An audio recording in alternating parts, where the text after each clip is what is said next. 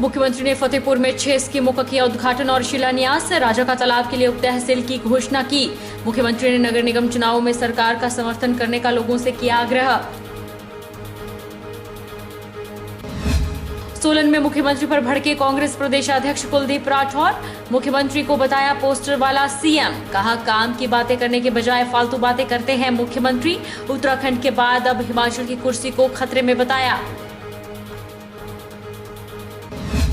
ऊपरी हिमाचल के बागवान पुराने सेब की तने और जड़ सड़ने से थे परेशान। सेब बागवान सुरेंद्र जरेट की तरकीब लेकर आई आशा की किरण।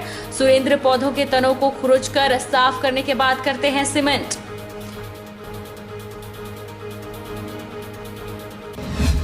और हिमाचली कलाकारों के नाम रही अंतर्राष्ट्रीय शिवरात्रि महोत्सव की पहली सांस्कृतिक संध्या। मुख्यमंत्री ने किया पहली सांस्कृतिक संध्या का उद्घाटन। गीता भारद्वाज, सुनील मस्ती और एसी भारद्वाज ने झुमाए लोग। नमस्कार, आप देख रहे हैं HP 24x7। मैं हूं जनीशा। फतेहपुर विधानसभा उपचुनाव से पहले मुख्यमंत्री जयराम ठाकुर ने दिल खोलकर फतेहपुर के लोगों को सौगातें दी। विधानसभा क्षेत्र फतेहपुर में मुख्यमंत्री जयराम ठाकुर ने हाड़ा में जल शक्ति विभाग की करीब 20 करोड़ की कुल 6 स्कीमों के उद्घाटन और शिलान्यास किए। मुख्यमंत्री ने नगर निगम चुनाव में लोगों से सहयोग देने का भी आग्रह किया। विधानसभा क्षेत्र फतेहपुर में मुख्यमंत्री जयराम ठाकुर ने हाड़ा में जल शक्ति विभाग की करीब 20 करोड़ की कुल 6 स्कीमों के उद्घाटन और शिलान्यास किए। जल शक्ति विभाग अनुसार इन स्कीमों में हर घर में नल के तहत गांव गोलवा, बतराहन, सकरी, छत्र और बासा रहेंगे, जिसकी पेयजल आपूर्ति के लिए पेयजल योजना बतराहन बासा का उद्घाटन। तो दूसरी ओर इसी योजना के अंतर्गत ग्राम पंचायत मनोहो, सिहाल, हाड़ा, लोहारा में हर घर में नल मिशन के तहत पेयजल योजना पल्ली, कुट और लोहारा पेयजल योजना का शुभारंभ किया। मुख्यमंत्री ने रे कॉलेज के भवन को 2 करोड़ रुपए देने का ऐलान किया। साथ ही टटवाली हाई स्कूल को अपग्रेड कर सीनियर सेकेंडरी बनाने का ऐलान भी किया। उन्होंने कहा कि रियाली में सब्जी मंडी के लिए भी प्रयास किए जाएंगे। साथ ही रेहन स्कूल और देहरी कॉलेज भवन के लिए पैसा जारी करने की बात भी कही। बात है कि इस विधानसभा क्षेत्र में बहुत सारे विकास के कार्य लंबित थे जो शुरू करने के लिए, कुछ उद्घाटन करने के लिए, और उनको आज हमने लगभग कुल मिलाकर के 30 करोड़ के लगभग उद्घाटन और शिलान्यास के कार्यक्रम को अंजाम दिया। दूसरे, पंचायत के चुने हुए जो हाल ही में चुन करके आए, उनका एक सम्मेलन भी रखा था और उस सम्मेलन के अंतर्गत सब लोग आए, पंचायत के चुने हुए प्रतिनिधि के नाते अच्छी तरह से लोगों की सेवा करें, विकास के कार्य करें, सरकार की नीतियों को नीचे तक पहुँचाने का अपना योगदान दें। इन तमाम बातों को लेकर के आज के इस कार्यक्रम में हम यहाँ पर उपस्थित हैं। देखिए, चुनाव कब होगा मालूम नहीं है, चुनाव आयोग बताएगा, लेकिन चुनाव होना तय है। ऐसी परिस्थिति में आज हमने सिर्फ इतनी ही बात कही कि साथ चलने वाला साथी होगा तो क्षेत्र के विकास के लिए और ज़्यादा मदद करने की परिस्थिति। शहरी विकास एवं आवास मंत्री सुरेश भारद्वाज द्वारा प्रधानमंत्री नरेंद्र मोदी की भगवान शिव के साथ तुलना करने पर छिड़े विवाद के बीच मुख्यमंत्री जयराम ठाकुर का बयान सामने आया है। फतेहपुर में मीडिया से बातचीत में मुख्यमंत्री जयराम ठाकुर ने कहा कि अपनी अपनी भावना को व्यक्त करने की बात है, भाव में जाने की जरूरत नहीं है। लोकतंत्र में भावना व्यक्त की है, ऐसा नहीं है कि आप किसी को भगवान मानो। चलो, अपने अपनी भावनाओं को व्यक्त करने के लिए उस भाव में जाने की आवश्यकता नहीं है। किसी ने कह दिया, भगवान का जिक्र कर लिया, लेकिन अपनी भावना व्यक्त करने के लिए तो लोकतंत्र है। मुझे लगता है भावना व्यक्त की है, लेकिन ऐसा नहीं है कि आप इसको भगवान मानो, ये उसको भगवान मानो। मेरे नाम के साथ राम जुड़ा है तो इसका मतलब ये थोड़ी मैं भगवान हो गया हूँ। सर, मैं आदमी हूँ, इंसान हूँ, और इंसान के नाते काम करना है। खाद्य आपूर्ति मंत्री राजेंद्र गर्ग ने बराछू नाला और दक्कड़ी से लेकर चवाड़ी मार्ग पर बने रहे 55 लाख रुपए की लागत से बनने वाले पुल का शिलान्यास किया। इन पुलों के बनने से ग्रामीण क्षेत्र के लोगों को घुमारवी आने के लिए काफी सुविधा मिलेगी। वहीं मंत्री ने उत्तराखंड के मुख्यमंत्री पर शिमला ग्रामीण के विधायक विक्रमादित्य द्वारा दिए गए बयान पर पलटवार भी किया। खाद्य आपूर्ति मंत्री राजेंद्र गर्ग ने घुमारवीं में विकास कार्यों को लेकर कहा कि चाहे सड़क की बात हो, पुलों की बात हो या जल जीवन मिशन के तहत आने वाली स्कीमों की बात हो, उनके लिए 85 करोड़ रुपए स्वीकृत करवाए गए हैं, जिनका कार्य जोरों पर चल रहा है। वहीं उन्होंने उत्तराखंड के मुख्यमंत्री पर शिमला ग्रामीण के विधायक विक्रमादित्य द्वारा दिए गए बयान पर पलटवार करते हुए कहा कि हिमाचल में भी बदलाव होगा और हिमाचल प्रदेश में मुख्यमंत्री जयराम ठाकुर के नेतृत्व में प्रदेश में विकास कार्य करवाए जा रहे हैं। उन्होंने कहा कि विक्रमादित्य इस मामले पर राजनीति कर रहे हैं। आज जो पुलों का शिलान्यास किया, बहुत ही महत्वपूर्ण ये पुल हैं, जिसके कारण यहाँ अभी जो क्या बारछू नाले के ऊपर दकड़ी और चौड़ी के बीच जो है इस पुल का शिलान्यास किया। उसकी लागत जो है लगभग 55 लाख रुपए से ये पुल बनकर तैयार होगा कंप्लीट, और जिसको चरणबद्ध तरीके से उसको पूरा किया जाएगा, और जिसके कारण हमारी ग्रामीण क्षेत्रों की आबादी जो है इसको यहाँ घुमारवीं और आसपास से आने जाने के लिए एक नियरेस्ट अप्रोच जो है होगी और लोगों को इसका बहुत लाभ मिलेगा। घुमारवीं के विकास के लिए लगातार प्रयास किए जा रहे हैं, चाहे सड़कों की बात हो, चाहे पुलों की बात हो, चाहे पीने के पानी की बात हो। अभी पीने के पानी के लिए हमने 85 करोड़ रुपए जल जीवन मिशन के तहत घुमारवीं विधानसभा के लिए स्वीकृत कराए हैं, और जिसका काम जो है अलग अलग स्कीमों का जोरों पर चला हुआ है। कांग्रेस प्रदेशाध्यक्ष कुलदीप राठौर ने कहा कि हिमाचल की भाजपा सरकार विकास करने में पूरी तरह से नाकामयाब हुई है, मात्र पोस्टर लगाने वाली सरकार है। उन्होंने कहा कि नगर निगम चुनाव में कांग्रेस पार्टी मैनिफेस्टो जारी करेगी।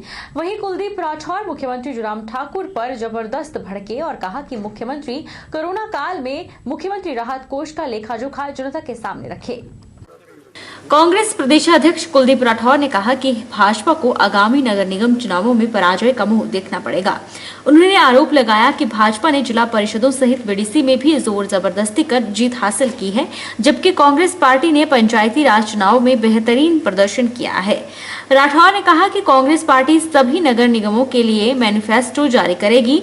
उन्होंने कहा कि मुख्यमंत्री फालतू की बातें करते हैं और काम की बातें नहीं करते हैं।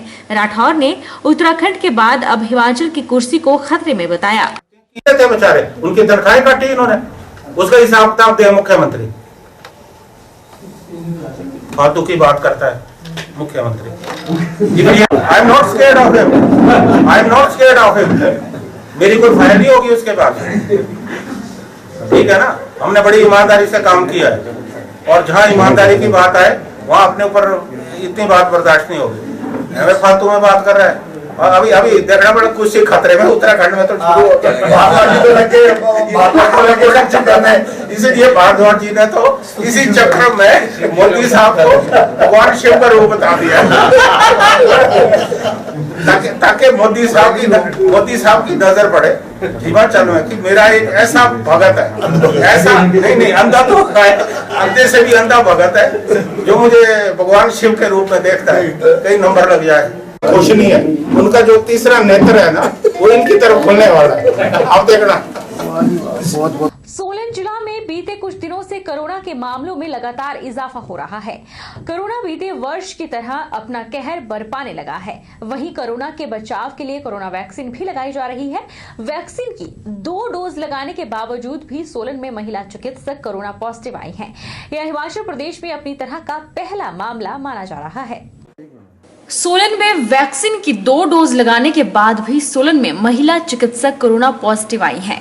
सोलन जिला में कोरोना की रफ्तार किस तरह से बढ़ रही है, इसी बात से अंदाजा लगाया जा सकता है कि मार्च महीने के बीते 12 दिनों में 90 के करीब कोरोना संक्रमित हुए हैं। वहीं अब वैक्सीन लगाने के बाद महिला चिकित्सक का कोरोना पॉजिटिव आना लोगों की चिंताएं बढ़ा रहा है। यह साल भी कहीं पिछले साल की तरह ही न बन जाए, इसके लिए समय रहते सरकार और लोगों को सबक लेते हुए कम से कम 2 गज के नियम सहित मास्क के प्रयोग पर कड़ाई तो करनी ही चाहिए, वरना अब 2 गज की दूरी तो मजाक ही बनती नजर आ रही है। मास्क का प्रयोग भी लोग मात्र दिखावे के लिए करते ही नजर आते हैं। मुख्य चिकित्सा अधिकारी डॉक्टर राजन उपल ने बताया कि 2 वैक्सीन की डोज लगाने के बावजूद महिला चिकित्सक कोरोना पॉजिटिव आई हैं। इसके कारणों का पता लगाया जा रहा है। उन्होंने कहा कि उनका टेस्ट लेकर मुंबई जांच के लिए भेजा गया है। उन्होंने एक बार फिर लोगों से आग्रह किया है कि मास्क का सही से प्रयोग करें, हाथों की सफाई और 2 गज की दूरी के नियम का पालन सुनिश्चित करें, वरना यह कोरोना फिर से आंखें ना दिखाने लगे। हाँ, ये हमारे संज्ञान में कल ही मामला आया है। ये ठीक है कि उन्होंने 2 वैक्सीन के टीके लगाए थे, उसके बाद पॉजिटिव आए हैं, पर हमारी अभी टेस्टिंग प्रक्रिया चली हुई है। उसके बाद ही हम फाइनली कह पाएंगे कि हाँ ये पॉजिटिव है कि नहीं है, और अगर पॉजिटिव निकलते हैं तो म्यूटेंट स्ट्रेन भी हो सकती है। उसके लिए हम उनके सैंपल बॉम्बे भेज रहे हैं, उसके लिए भी कार्रवाई चल रही है, और जो उनके कॉन्टेक्ट में आए हैं उनको हमने एज पर गाइडलाइन आइसोलेट वगैरह कर लिया। उपमंडल पांवटा साहिब के तहत पुरवाला से एक सनसनीखेज मामला सामने आया है, जहां रात के अंधेरे में अवैध तरीके से बिजली चोरी की जाती है और ग्रामीणों को ऊर्जा मंत्री सुखराम चौधरी के नाम से धमकाया जाता है। मामला 2 विभागों से जुड़ा हुआ है, जिसमें रात के समय पहले बिजली के अवैध कनेक्शन से बिजली चोरी की जाती है, उसके बाद जल शक्ति विभाग की भूमि पर अवैध टीन शेड बनाकर कब्जा किया जा रहा है। और दिख रहा ऊपर तार में कुंडी लगा रखी है, और मैं कल ये वीडियो बिजली वालों को दिखाऊंगी कि ऐसे कुंडी लगा के देखो, पूरी तार से यहाँ पे काम चल रहा है सरकारी जमीन में। पांवटा साहिब के तहत पुरवाला से एक सनसनीखेज मामला सामने आया है, जहां रात के अंधेरे में अवैध तरीके से बिजली चोरी की जाती है और ग्रामीणों को ऊर्जा मंत्री सुखराम चौधरी के नाम से धमकाया जाता है। मामले से जुड़ा एक वीडियो भी वायरल हुआ है। वायरल वीडियो में अवैध तरीके से बिजली चोरी कर रात के अंधेरे में सरकारी भूमि पर टीन शेड डाली जा रही है। महिला द्वारा बनाए गए वीडियो के समय बोला जा रहा है कि यहां देव नामक व्यक्ति रात के समय मिस्त्री लगाकर अवैध कार्यों को अंजाम दे रहा है। हैरानी की बात यह है कि जो यह अवैध कार्य करवा रहा है, उसने भी किसी कब्जाधारी से गुप्त रूप से कथित 25,000 में खरीदी है, जो कि सरकारी भूमि है, जिसका कोई कागजी रिकॉर्ड खरीदने और बेचने का नहीं है। कोई काम नहीं करता है। रुकेंगे एक छोटे से ब्रेक के लिए, ब्रेक के उस पार फौरन लौटेंगे। देश का संविधान जहां मौलिक अधिकारों से सुसज्जित करता है, वहीं मौलिक कर्तव्यों के प्रति नागरिकों को उत्तरदायी भी बनाता है। संविधान का पालन, राष्ट्रध्वज और राष्ट्रगान का आदर, देश की संप्रभुता, एकता और अखंडता की रक्षा, 6 से 14 वर्ष के बच्चों की प्राथमिक शिक्षा मुहैया करवाना, सार्वजनिक संपत्ति की सुरक्षा, देश की गौरवशाली संस्कृति का संरक्षण, पर्यावरण की सुरक्षा एवं संवर्धन, समरसता और समानता की भावना का निर्माण, वैज्ञानिक दृष्टिकोण और ज्ञानार्जन की भावना का विकास करें, उत्कृष्टता के लिए सतत प्रयास, स्वतंत्रता के लिए राष्ट्रीय आंदोलन में अपनाए गए उच्च आदर्शों को संजोए रखें। देश की रक्षा करना हर भारतीय नागरिक का परम कर्तव्य है।